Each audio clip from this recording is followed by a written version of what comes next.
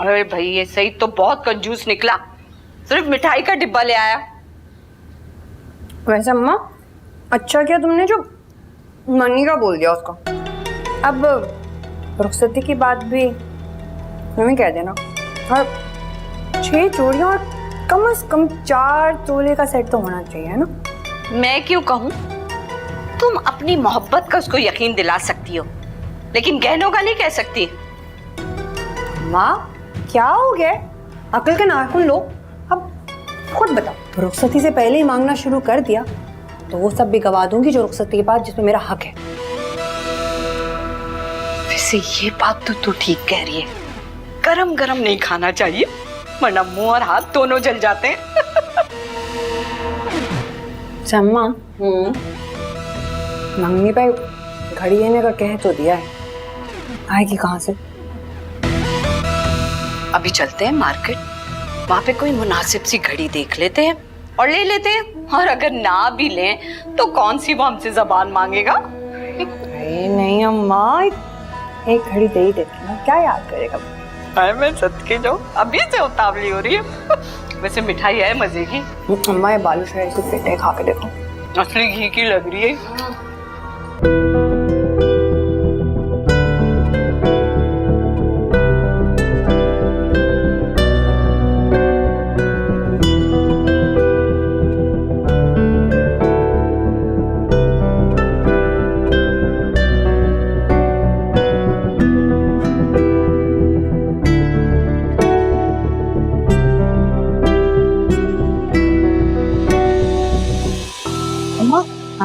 देखो। अरे सही पिया, यहाँ क्या कर रहे? अरे मंगनी की तैयारियां करने आया होगा ना हमारी तरह। यहाँ क्यों खड़ा है? मारो, बच्चों को देख रहा है। बीवी को मरे हुए भी बहुत अरसा हो गया ना, तो बच्चों के लिए तरस रहा होगा बेचारा। अम्मा मिलते हैं, इसी बहाने फ्रीमा इसरी में खा लेंगे। सईद मियां,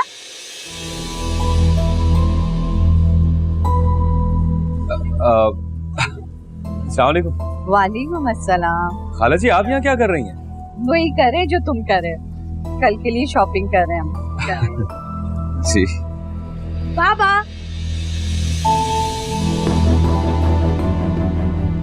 बाबा मुझे प्लेलैंड में बहुत मजा आया। हम थोड़ी देर और रुक जाए यहाँ पर। सईद मियां, ये कौन है? ये खाला ये बेटा है मेरा।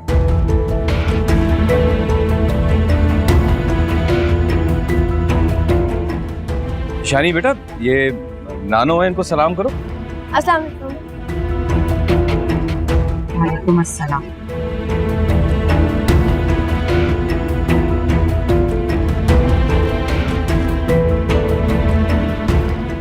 चलो मारो।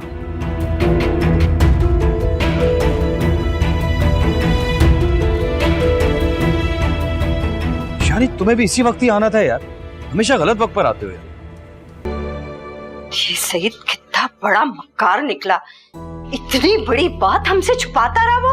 अम्मा हमें क्या, मैंने कौन सी उसके औलाद की जिम्मेदारी ले लेनी थी? कम से कम उसे बताना चाहिए था, इतने दिन से वो हमें धोखा दे रहा था। माँ क्यों अपना खून जला रही हो? एक बात बताओ, कौन है जिसने धोखा नहीं दिया? वैसे भी अच्छा ही हुआ ना कि पहले से उसकी औलाद, कम से कम ये धड़का तो खत्म हुआ कि वो मुझसे औलाद के लिए शादी कर रहा है। लेकिन उसे बताना तो चाहिए था हमें। अब वो बताए ना बताए मुझे कोई फर्क नहीं पड़ता। वैसे भी तुम्हारी इस बांझ बेटे के लिए ना औलाद वाला ही है जो ब्याह कर ले जाए। देखो मारो, बांझ होना अल्लाह की तरफ से है, लेकिन औलाद होकर उसको छुपाना इंसान की बदनीयती है। किसका फोन है? सईद का है, तड़प रहा होगा वजाहतें देने के लिए। कोई जरूरत नहीं उससे बात करने की, कल वो आएगा, मैं खुद बात करूंगी उससे। अम्मा, तुम्हें लगता है वो आएगा? आएगा, जरूर आएगा। मुझे तो अब यकीन हो गया है कि वो कहीं नहीं भागेगा।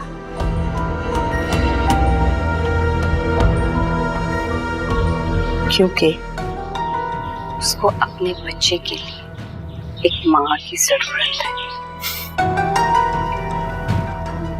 माँ,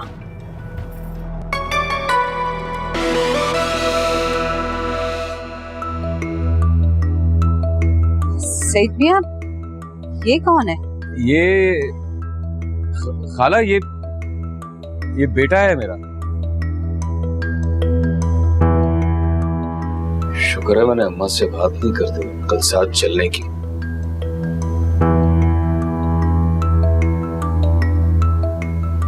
सईद, वो एक बात करनी थी, अगर हौसले से सुनो तो। कर लो अम्मा,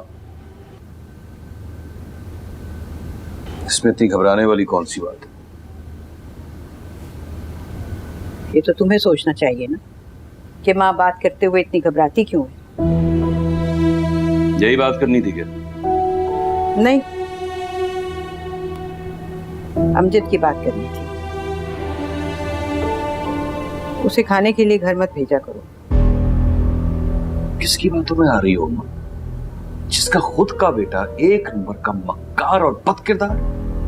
डर नहीं लगता तुम्हें किसी के बारे में ऐसे अल्फाज इस्तेमाल करते हुए? उनके बारे में बात सुन के बड़ी तकलीफ होती है तुझे? कभी उन्हें भी कहा है कि दूसरों पर इल्जाम लगाते हुए उन्हें शर्म नहीं आती है? ये बात नहीं है, दुआ ने मुझे खुद बताया। और दुआ को भी जो एक पट्टियां है ना, शहजाद पढ़ाता है। बहरहाल कल से अमजद को मत भेजना। तो फिर खाना लेने में खुद आया करूं? हाँ, इतना वक्त नहीं है मेरे पास। ठीक है, तुम्हारे पास इतना वक्त नहीं होता तो मैं आके खुद दे जाया करूंगी खाना। करने वाली बात किया कर अम्मा, तुम खाना लेकर आओ। तो फिर कोई और बंदोबस्त करो। अमजद इस घर में नहीं आएगा, मैं उस पर एतबार नहीं कर सकती। दुश्मनों के लिए सारे दरवाजे खोल सकते हैं, लेकिन जो एतबार के काबिल है उन पर एतबार नहीं हो सकता। वाह अम्मा वाह। बस मैंने कह दिया ना, मैं उसे नहीं आने दूंगी घर के अंदर। ठीक है, ठीक है, मैं कह दूंगा कि वो बाहर से बेल बजाकर टिफिन ले जाया करेगा। अब ठीक है? हाँ, और उसको ये भी कह देना कि बच्चों के आने से पहले खाना ले जाए। ठीक है अम्मा, कह दूं। बस